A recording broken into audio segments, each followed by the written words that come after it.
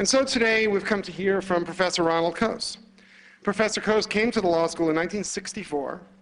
He taught courses in regulated industries, economic analysis, public policy. He was the editor of the Journal of Law and Economics from 1964 to 1982. And then he had some ideas. One of his ideas became known as the Coase theorem, and more about that in a second. Another of his ideas on the nature of the firm, or what we might think of today as the firm's size or make and buy decision, sort of really, it's no exaggeration to say that these two ideas alone are maybe the two of the most important ideas that, the world has known. I mean, these are two really, really, really big ideas. And any one alone would have been enough for a Nobel Prize. Any one alone might have been enough to be a member of this law faculty. But the two together are really sort of an accomplishment that deserves to be celebrated year in and year out. And indeed, we weren't alone in seeing that. And Professor Coase, as you know, was awarded the Alfred Nobel Memorial Prize in Economic Sciences in 1991. Several years ago, the law school, the Olin program, and many of our friends began offering a periodic, indeed more or less an annual lecture called the Coase Lecture, with an eye towards making law and economics, the website says, more accessible to students. I can't imagine how that could possibly be, but I would say even more accessible, especially to first-year students. And so we've had a series of terrific lectures aimed at the first-year class, but of course to which others have been invited. Professor Al Sykes, I think, offered the first of these lectures in 1992, and there's followed a terrific series, one after the other, members of the faculty, people interested in law and economics. Many of these lectures have now been published in a book, and the lecture series continues. So please join me in celebrating the Centennial Coase Lecture and in welcoming, as he is welcome here every day, Professor Ronald Coase.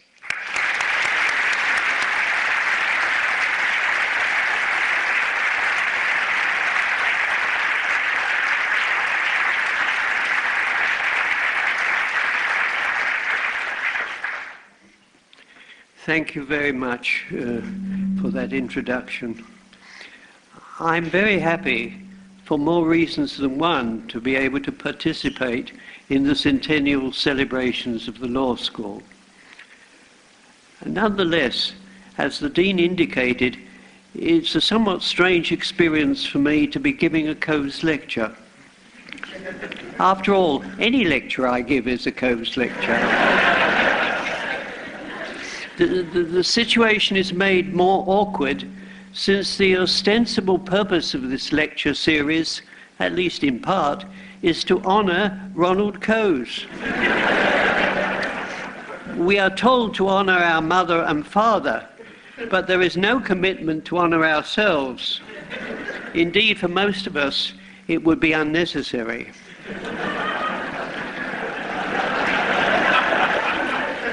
As Adam Smith said, we do not normally think of anyone as being deficient in self-love. The situation is made even more awkward for me, since the subject on which I've decided to speak is law and economics, and I can hardly avoid giving a good deal of attention to my own contributions to the subject and how I came to make them. I'm afraid all this reminds me of Mr. Toad in The Wind in the Willows. I hope you know what I'm referring to, but I wonder. Anyway, when the Dean asked me to give this lecture, the thought of Mr. Toad led me to hesitate. But when the Dean asks you to do something, in the end there is little to do except tremble and obey. So here I am. Dean Levmore also told me that what I should do is to acquaint the students, particularly the first-year students, with the problems of one of the subjects taught at the law school. I naturally chose law and economics. I have crafted this lecture to interest the students of the law school. Indeed, much that I have to say is autobiographical in character, since what I did as a student and young instructor, and even later, illustrates the part that students play in the development of a subject. Others, not students, may listen in, but this is not intended to be a public lecture. I regard my audience to be the students. My lecture is intended to interest, instruct, and encourage the students. The autobiographical character of my lecture has another advantage. It enables me to describe the curious change of events that led to the emergence of that new subject, law and economics, and which has affected its development. In giving my view on law and economics, you should remember that I am not a lawyer. I am a professor of economics, not a professor of law and economics. Such knowledge of law as I possess comes from some courses I took as an undergraduate at the London School of Economics, studying for a Bachelor of Commerce degree in the years 1929 to 1931. As part of the curriculum, I took courses in commercial and industrial law. I cannot remember all the courses I took, but they included the law of contracts, the law of employer and employee, then called the law of master and servant, the law relating to trade associations, workmen's compensation, and others that I cannot now remember. I greatly enjoyed these courses with their discussion of cases, and I read the law reports and followed the precedents back to discover that the original cases on which the doctrines were based were completely different from those to which it was subsequently applied. The law courts are situated in the Strand in London, a few hundred yards from the London School of Economics, and I went there to follow the proceedings and to admire the quick wit and acting ability of the barristers. We were also made acquainted with some of the important American cases. I remember reading an article by Goodhart on the Palsgrave case, in which a railway guard, helping a passenger to board a train, knocked a passage from his arms. The package contained fireworks, of which the guard was ignorant. There was an explosion, and the concussion knocked over some scales some distance away, which injured a woman who then sued the railway. The decision in the American courts was the opposite of that come to in the British courts in a somewhat similar case, Smith against the London and South Western Railway. Well, I greatly enjoyed these discussions. In preparing for this lecture, I looked at a book reprinting Goodhart's article. While turning the pages, I noticed a reference in a footnote to Rylands against Fletcher. It was like seeing the name of an old friend with whom you'd had a special relationship, but the nature of which you had completely forgotten. The fact of the matter is that I enjoyed the law courses more than any of the others I took. This is understandable, given the nature of the others. Take accounting. We were told about the different but acceptable ways in which depreciation or the cost of materials taken from stock could be calculated, or the value of goodwill determined. This was extremely flexible. It never seems to have bothered these accountants that these different procedures all resulted in different profit figures. It was a perfect course for an Enron accountant. I also took psychology, including industrial psychology, in which we were told about a study at the Hawthorne plant of the Western Electric Company in Chicago. This studied the motivation of workers and the need to be considerate of their feelings. I also took a course in statistics, which was very useful, and others such as business administration, the contents of which I cannot now remember. At this stage, it was the law courses that most interested me, and I suppose had nothing intervened, that there was a good chance that I would have ended up as a lawyer. But something did intervene. And here my tale illustrates the importance for a student of being at a place where not only the faculty is good, but which also has a good student body. In my case, what intervened was the appointment at the London School of Economics of Arnold Plant as Professor of Commerce in 1930. Plant had previously been Professor of Commerce at the University of Cape Town, South Africa. I attended Plant's seminar at the end of my second year at LSE, about 5 months before I completed the coursework for the BCom. It was a revelation to me. He told us how the pricing system controlled production, of the importance of property rights, about the working of a competitive system, and also the government regulation was commonly designed to protect special interests. This was heady stuff and all news to me, being at that time a socialist and never having taken a course in economics while at LSE. But Plant was no theorist, and his views, serviceable and robust though they were not very precise. I discussed Plant's views with my friend and fellow student, Ronald Fowler, and also with economic specialists at LSE, among whom I remember Abba Lerner, Victor Edelberg, and Vera Smith, who became Vera Lutz on marrying Friedrich Lutz of Princeton. As I had not taken any courses in economics, it was these discussions with fellow students in 1932, plus the reading they led me to, that made me an economist. They were a remarkable group. Abba Lerner will turn out later in my tale, but I remember Lionel Robbins telling me how he went to visit Abba Lerner in his flat in the East End to discuss the theory of international trade. Well, Abba Lerner was discussing the theory of international trade when Lionel Robbins noticed that the twins, Lionel and Marion, were busy eating the News Chronicle.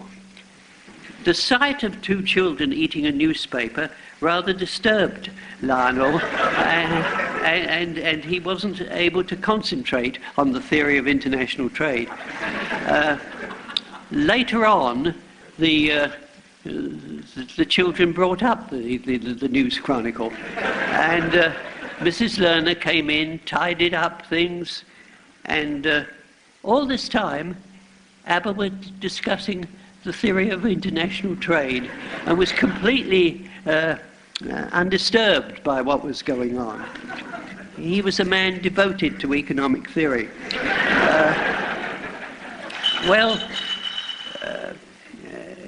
As I say, at this stage, it was likely that I would become a lawyer rather than an economist, and for a very special reason.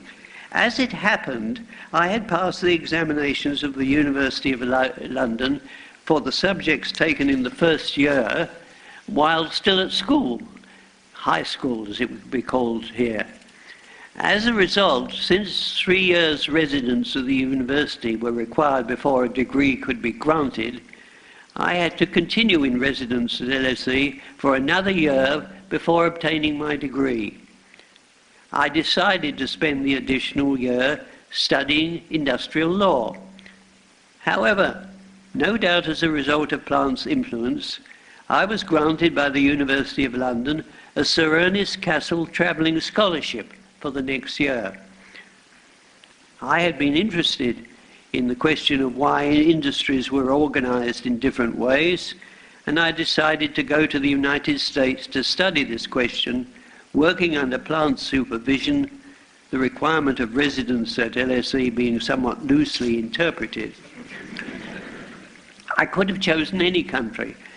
That I chose to go to the United States was, I feel sure, due to the fact that most of the literature on business administration and industrial organization was American. That I am able to give an account of what I did there is due to the fact that I corresponded with Ronald Fowler, my friend and fellow student, and he had kept many of my letters as well as drafts of his replies. My aim while in America was to find an explanation for why industries were organized in such different ways, the problem of vertical and lateral integration, as I put it. I also took with me another problem. Plant was opposed to government schemes for coordinating production. The pricing system would do all the coordination necessary. Yet, in his lectures on business administration, he spoke of management as coordinating the work of the various factors of production used in the firm. How could one reconcile these different approaches? Why didn't the pricing system make the firm unnecessary? Here in my investigations, I benefited from having taken a Bachelor of Commerce rather than an economics degree.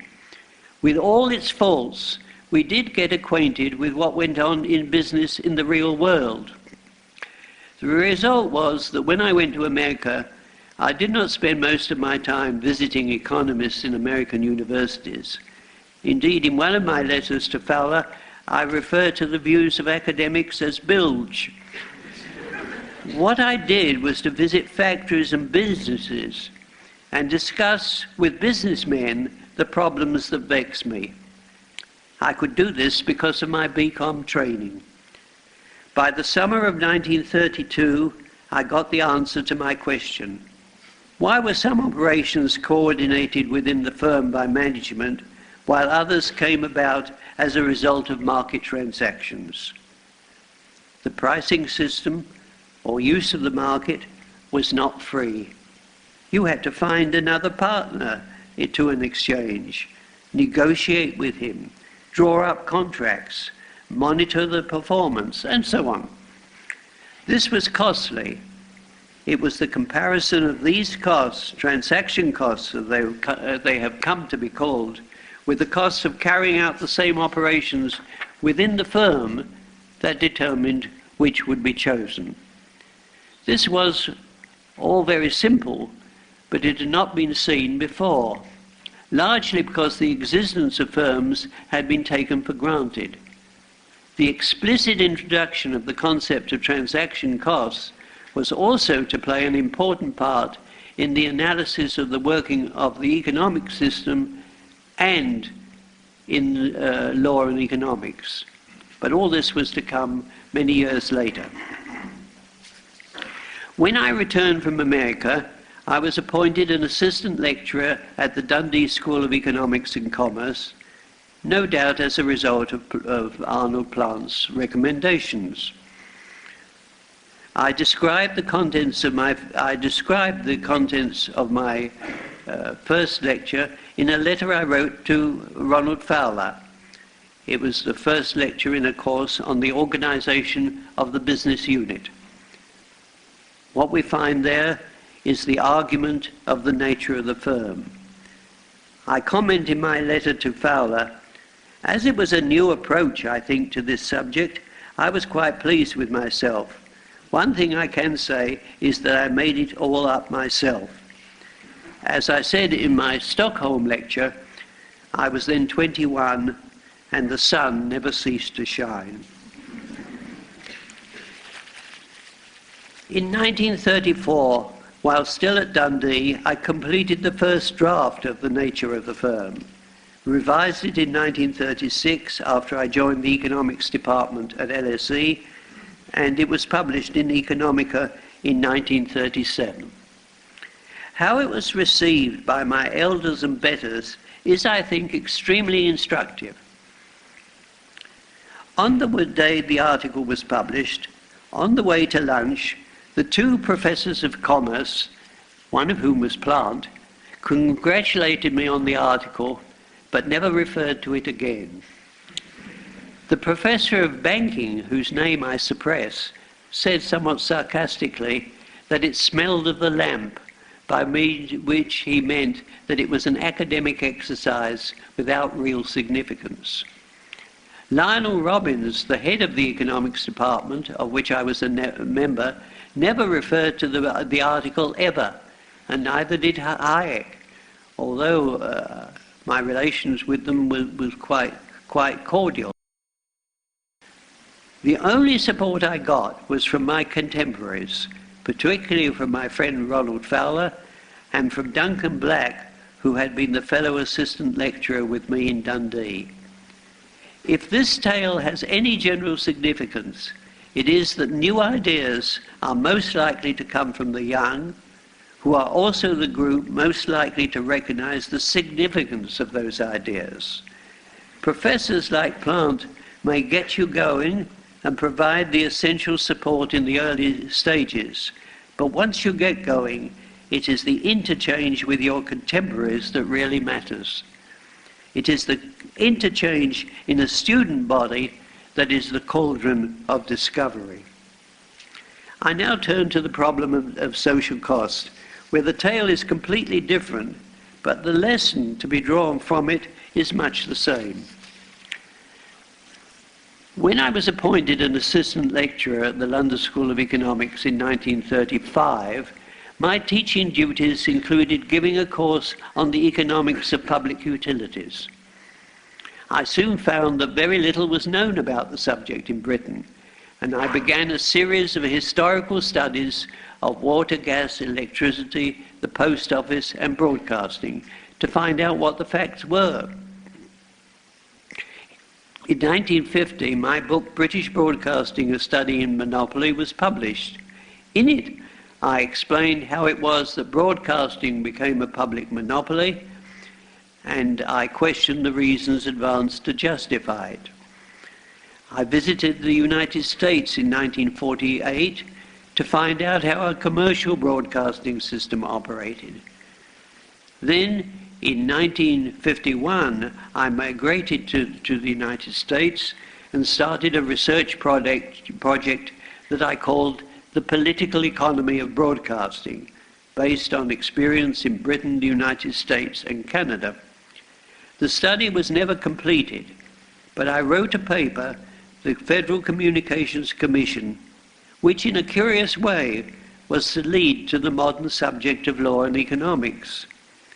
However, and this will interest you as students, this only came about because of a student note in the University of Chicago Law Review. This student note, therefore, played a crucial part in the events leading to the emergence of law and economics as a separate subject. It is sometimes said that I originated the idea of using prices to determine use of the radio frequency spectrum. This is wrong. The idea was first put forward by Leo Herzl, a student at the University of Chicago Law School, in a student note in the Law Review in 1950. The article dealt with the choice by the FCC of the colour television system to be used there. This is what Herzl said. A much more controversial alternative would be to abandon regulation by government fiat altogether and to substitute the market. The FCC would lease channels for a stated period to the highest bidder. I read this article, but at first I was not convinced. There was, after all, the problem of defining the property rights and making sure that these rights were respected. But then there appeared a reply to Leo Herzl's article by Dallas Smythe, who had been the chief economist of the FCC. His arguments were so weak that I concluded that Leo Herzl was right. And I adopted his proposal when I wrote my article on the Federal Communications Commission. But where did Leo Herzl get his idea from? It came from Abba Lerner's book, The Economics of Control, that Leo Herzl read in 1944 or 1945. Aber Lerner was, of course, one of the group of students at the London School of Economics from whom I learnt my economics. And in the preface to his book, he acknowledges the influence, among others, of Arnold Plant. However, Aber Lerner was a socialist who thought that a socialist system could be run in such a way as to reproduce the optimum results as described in economic theory, in the main by imitating the market, but not always. I remember that he went to Mexico to persuade Trotsky that all would be well in a communist state if, among other things, prices were set equal to marginal costs. Convinced that the use of the radio frequency spectrum could be determined by the price mechanism, in the same way as other goods and services, I wrote an article on the Federal Communications Commission in 1958 to 59, while at the Center for Advanced Study of the Behavioral Sciences at Stanford. In the case of radio, the signal of one station interferes with and worsens the reception of others. And this was a real problem and led me to examine the usual approach of economists at that time to this kind of problem. I then studied the work of the English economist Pigou, and he spoke of the difference between private and social products, and he wished to restrain the activity of those harming others. He proposed doing this by means of taxes, but the same result could be achieved in other ways. I objected to the Pigovian approach. We were dealing with a reciprocal problem. Suppression of the harm that one producer creates invariably inflicts harm on that producer. The problem is to stop the greater harm. I illustrated the nature of the problem by examining the English legal case of Sturgis against Bridgman. In this case, the working of a confectioner's machinery disturbed a doctor who occupied neighboring premises. The doctor sued and won his case. I pointed out that although the machinery no doubt caused harm to the doctor, restricting the methods of production that could be employed by the confectioner harmed the confectioner. I illustrated the situation with some hypothetical figures. I said that the doctor would be willing to waive his right if the confectioner would compensate him for the additional costs he would incur in carrying out his consulting elsewhere. I assume this to be $200. The confectioner would pay the doctor up to the additional cost imposed on him by the change in his methods of production, which I assume to be $100. With these figures, the doctor would not accept less than $200, and the confectioner would not pay more than $100 for the doctor to waive his right. It wouldn't happen. But consider the position if the confectioner had won the case, as well he might. The confectioner would be willing to waive his right for a payment greater than $100. The doctor would be willing to pay up to $200 to induce the confectioner to do this. The result is that the confectioner would waive his right. What this showed was that the legal decision did not affect the way resources were used. As I put it, the delimitation of rights is an essential prelude to market transactions, but the ultimate result, which maximizes the value of production, is independent of the legal decision. While I was writing the FCC paper, Aber Lerner visited the Center for Advanced Study in the Behavioral Sciences at Stanford. He inquired what I was doing. I told him about my argument that the way in which resources were used was independent of the legal decision on ownership. He got the point in about a minute and agreed with it. David Laidler says in his article on Aber Lerner in the International Encyclopedia of Social Sciences that Aber was impressed by my argument and applied it in areas in which he was interested. That Lerner and I so easily agreed was understandable. It was due to what James Buchanan in his book Cost and Choice calls the London tradition, a view of the concept of opportunity cost based on Wicksteed's Common Sense of Political. It was a book that Lionel Robbins recommended that we all read, and I think most of us did. Buchanan quoted a passage from an article of mine that appeared in 1938 as giving a particularly clear statement of the LSE position. Now I'll read it to you. The cost of doing anything consists of the receipts that could have been obtained if that particular decision had not been taken. When someone says that a particular course of action is not worth the cost, this merely means that he prefers some other course. The receipts of the individual, whether monetary or non-monetary, doesn't matter, will be greater if he does not do it. This particular concept of cost would seem to be the only one which is of use in the solution of business problems, since it concentrates attention on the alternative courses of action which are open to the businessman.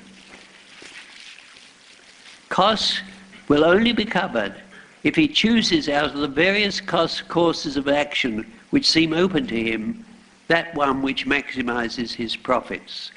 To cover costs and to maximize profit are essentially two ways of expressing the same phenomenon. It is easy to see why, holding this view, I analyzed the case of Sturgis against Bridgman in the way I did. It also illustrates the importance of being at a school at which you learn useful ideas, such as in this case, opportunity costs. However, although the economics department of the University of Chicago is among the best in the world, economists in that department did not see the situation in the same way that I did. They objected to my analysis in the passage dealing with the case of Sturgis against Bridgman, and indeed wanted me to delete it from my article on the FCC.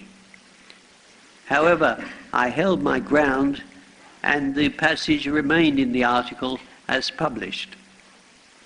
I never really understood what the objection to my argument was. I think, but I cannot be sure of this, that these Chicago economists thought that if you possessed a right to do something, your costs would be lower than if you did not possess the right and had to purchase it. In this case, you had to make a payment that would be unnecessary if you possessed the rights. What they ignored, if my surmise about them is correct, is that if you do not use these rights, you could sell them, so that using them yourself costs you what they would have fetched on the market. The cost was the same whether you possessed the right or not. This result is, of course, dependent on ignoring transaction costs, but that's quite usual in price theory. Some months after my FCC paper was published, with the error in it, I was invited by Stiegler to give a paper at the Industrial Organization workshop. I accepted on condition that I could also have a discussion of my error. A meeting was arranged which took place at Aaron Director's home with about 20 Chicago economists present. Aaron Director, George Stiegler, Milton Friedman, and others. I have only the haziest idea of what happened. This discussion was hot and heavy and lasted about 2 hours, with Milton Friedman the most active in the discussion. In the end, it was agreed that I was right. The effect on the participants or at any rate most of them, and certainly on George Stiegler, was dramatic. Stephen Chung, in his piece on me in the New Palgrave Dictionary of Economics, says that, according to McGee, who was present, and now I quote, "As the delegates left Aaron Director's house in a state of shock, they murmured to themselves that they had witnessed intellectual history." End of quote. I did not share this feeling. I could not understand why a statement, the equivalent of 2 + 2 = 4, should be treated on a par with E = mc squared. As I've said, I have no clear recollection of the discussion. What I do seem to remember as a turning point was when Haber said, if you cannot show that the marginal cost schedule changes, he can run right through. Stiegler wrote an account of the discussion in his Memoir of an Unregulated Economist. But I do not think it is entirely accurate. The tale of the vote before and after the discussion is pure fiction, although I don't doubt that had there been a vote, it would have come out as he described. His account of how I argued also does not strike me as being correct. It's just not my style. However, his statement that I used the example of the straying cattle damaging the crops of a neighboring farmer is undoubtedly correct. I suspect that my argument at Aaron Director's home was much the same as that to be found in the first few pages of the problem of social cost. After the meeting, I was asked to write up my arguments for the Journal of Law and Economics, and that was how the problem of social costs came to be written. In that article, I didn't confine myself to what I'd said at the meeting. I illustrated the nature of the problem by reference to English nuisance cases. I showed that the conclusion that puzzled the Chicago economists was also dependent on the assumption of zero transaction costs, although they are likely, in fact, to be quite large. I discussed what the results were likely to be if you included transaction costs. I discussed the delimitation of property rights, and I ended the article with a discussion of Pigue's views, which had been largely adopted by the economics profession, and I showed that they were erroneous. The article was a great success. It helped to create the modern subject of law and economics. It has been cited more than any other article in the modern economics literature. However, much of this attention does not relate to what I said in that article, but to something called the Coase theorem. This was invented by George Stiegler and stated that under perfect competition, private and social costs will be equal. Couta's reformulation comes closer to what people usually have in mind when they refer to the Coase theorem. The initial allocation of legal entitlements does not matter from an efficiency perspective so long as the transaction costs of exchange are nil. I've never been enthusiastic about Stiegler's Coase theorem, and you've got to be careful giving other people's names to propositions. I don't like the concept of perfect competition, nor the assumption of zero transaction costs. To make these assumptions is to have a discussion about a world that does not exist, probably indeed one that could not exist. Of course, economists who are used to doing this were able to engage in this discussion of the Coase theorem with enthusiasm. Of course, in making one's argument, it's quite all right to simplify, but this has to be done sensibly. In discussing the trajectory of a bullet fired from a rifle, it's no doubt reasonable to neglect the effect of gravity. But to make the assumption that gravity did not operate anywhere would mean that you don't have a bullet, a rifle, or indeed anything else. And that's what tended to happen in the whole discussion of the Coase theorem. People didn't say, oh, we're neglecting the effect of transaction costs in this particular transaction. They said, in a world of zero transaction costs, which is, as I say, a world that couldn't exist. Looking back, it might have been better if in my FCC article I hadn't been influenced by my courses in law at LSE and had not discussed Sturgis against Bridgman. I could have confined myself to what I said about a newly discovered cave. Whether a newly discovered cave belongs to the man who discovered it, the man on whose land the entrance is located, or the man who owns the surface under which the cave is situated, is no doubt dependent on the law of property. But the law merely determines the person with whom it is necessary to make a contract to obtain the use of the cave.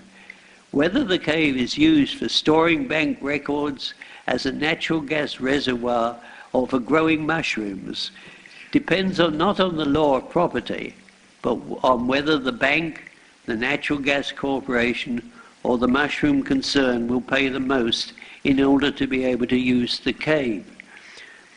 This approach makes the same point as does the analysis of Sturgis against Bridgman, but does not involve the kind of argument about that case which so upset the Chicago economists. On the other hand, this change of approach would have meant that there was no meeting at the Aaron Director's house, nor any article, The Problem of Social Costs, and very probably no new subject, Law and Economics. Furthermore, since, as has been plausibly argued, it was the problem of social costs that drew attention to the nature of the firm, there would have been no Nobel Prize in economics for me, and the only bright spot, no Coase Lecture. But God moves in a mysterious way his wonders to perform, and law and economics did emerge and has flourished, propelled by Richard Posner's economic analysis of law. Many lawyers have learned enough economics to make significant contributions to law and economics. The value of using economic concepts, opportunity costs, elasticity of demand, and so on, to aid in the elucidation of legal problems is clear. This work has a solid footing and will continue and develop. The same cannot be said, in my view, of another part of law and economics, the effect of the legal system on the functioning of the economic system, although it is generally agreed that without a well-functioning legal system, you cannot have an efficient economic system. One reason for this lack of interest is that economics has become a theory-driven subject, and the need to carry out the massive empirical work required if you're to do this is not accepted by economists and is certainly not done. But that's a bad reason why the effect of the legal system on the functioning of the economic system has not been carried out. But there's also a good reason. It is relatively easy for a non-economist to learn the economic concepts. It is very hard for a non-lawyer to learn how the legal system operates with its doctrines and terminology. I suggest, therefore, that the study of how the legal system affects the economic system is a task that professors of law should undertake, Not all of them, of course, some of them. I don't think this is a diversion from their main task of training the young. Lawyers in business, and there are many of them, are deal makers. They make it possible for certain transactions to be carried out. Although it may not always seem like this to the client, they reduce transaction costs. I suggest that research projects be undertaken with the aid of students into how this contracting process actually operates. Some years ago, Professor Kitch, then at this law school, undertook with the aid of students a study of the regulation of taxicabs in Chicago. The result was an excellent study which was published in the Journal of Law and Economics. The students proved to be superb investigators. They used rather unorthodox methods for discovering what went on, including talking to the secretaries. I think much more of this work, utilizing the creativity and energy of the young, could be done. It would be good training for work that many of them will actually undertake, and the rest of us will benefit from a vastly improved law and economics. Thank you.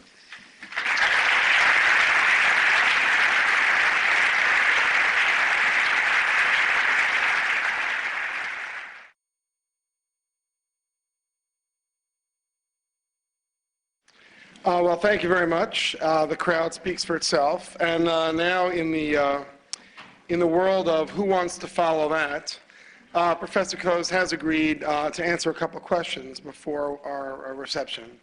And so we need just a few brave souls to make their way over to the microphones.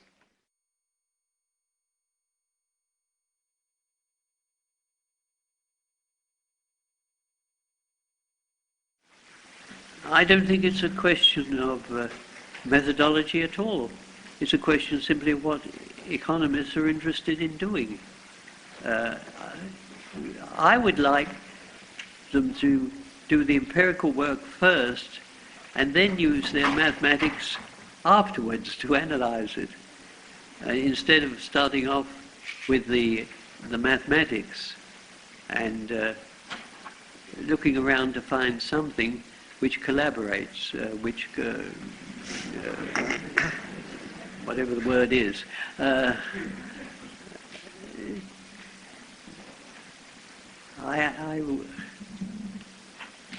had almost brought it along. A quotation from Francis Crick, the English part, half of the team Crick and Watson.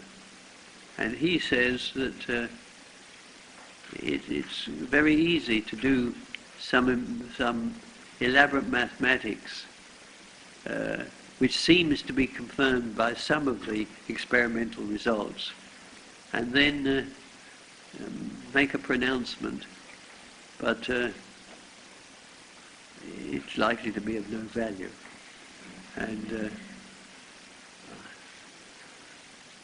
my difficulty in discussing these things is I don't know how to say it without being offensive.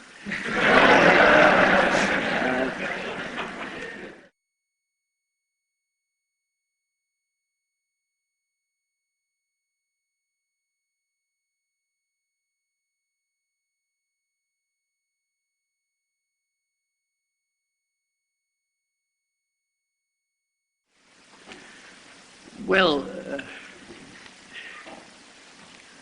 I forget what it was that Pontius Pilate was asked about, and he washed his hands.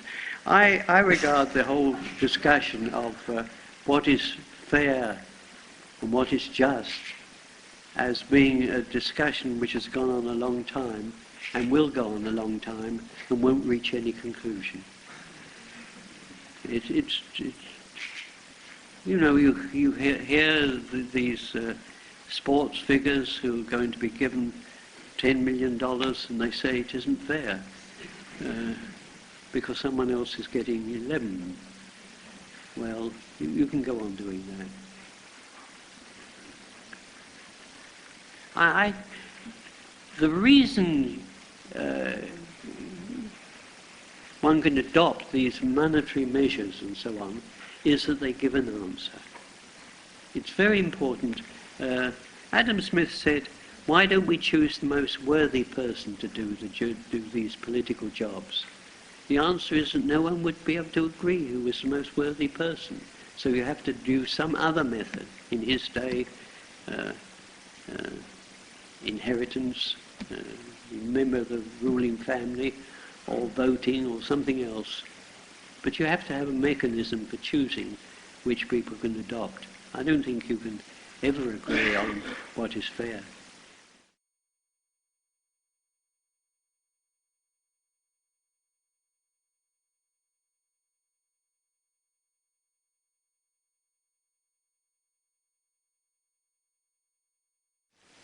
I think you need to go to decisions that are important and not ones that are unimportant. You need to go to real decisions and not these experimental decisions. This was something that I didn't discuss simply because I couldn't think of any way of discussing it without being offensive.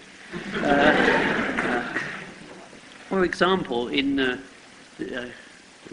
my very efficient research assistant gave me, I wanted to know something about it, so he got for me this book on the behavioral law and economics, which has just come out, and I read the introduction, and it was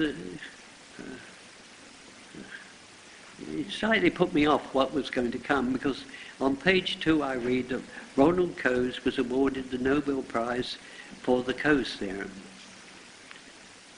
which is completely untrue. If you read the citation, it's because of my work on property rights and transaction costs. And it then continues, but various studies have shown that the Coase theorem was wrong.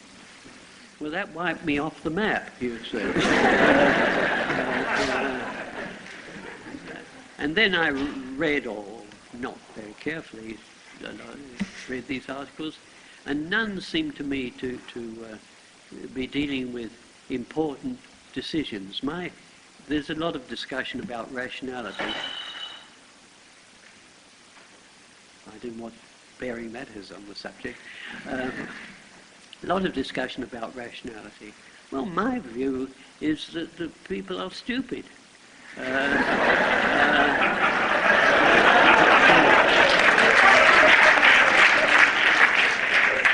For which there's a lot of evidence.